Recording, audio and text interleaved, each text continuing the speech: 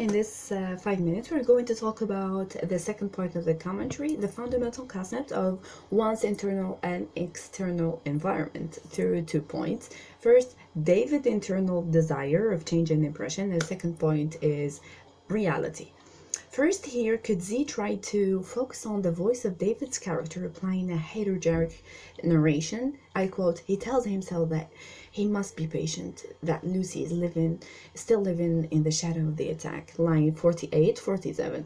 I quote also, which is out of the heterogeneous narration, at least it won't be forever, my dears. Line 76, 77. An engaging representation on David disturbed thoughts with a certain truth.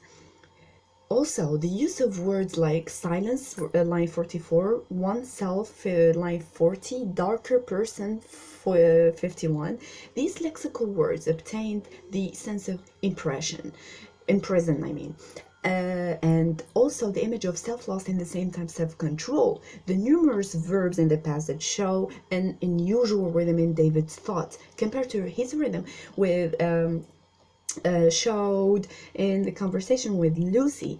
This represents a desire needed to be achieved with no patience. This put together a thought-provoking point of being lost, which leads us to the second point, which is, secondly, confusion and mystery.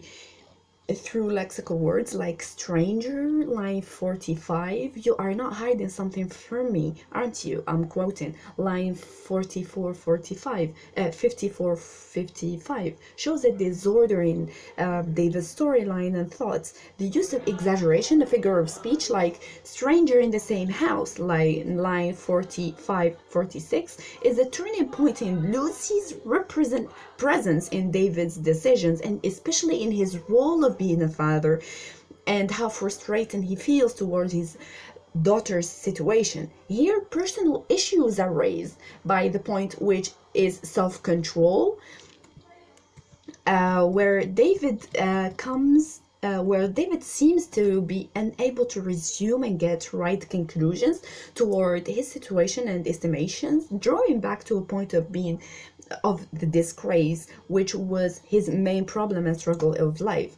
More importantly, the gap between Lucy's cultural adaptation and David's. The fact that she has been raised in a house of two academics. She seems to accept reality more than David does. I quote, wake up, David, this is the country, this is Africa, line 42.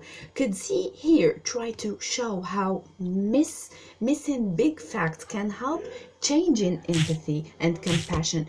In other words, way of thinking. Here we're talking about the adaptation of animals with David Lurie here. Second part, which is reality, and we're going to focus on Lucy's character. Lucy in this part plays a captivating role from the accident of the rape she had and to the adaptation of her new life after the event. Question of reality and acceptance of the truth comes to take a turn in Kudzi's narration here, a contradictory element in Lucy's adaptation. We see that Lucy is comfortable in some words, use of words like sofa, 56, pajamas, playing with cat, line 56, shows the comfort that Lucy is showing even though her father knows well how depressed she is, line 75, 76. However, Lucy reaches a level of conscience that makes her father afraid. The fact that she can make irony while she is depressed. She seems to surrender completely to the society's accusation, but never thinking to make a move and only live with the shame of the crime she didn't commit. Kudzi here uses an important theme reflecting both of his David character and Lucy's.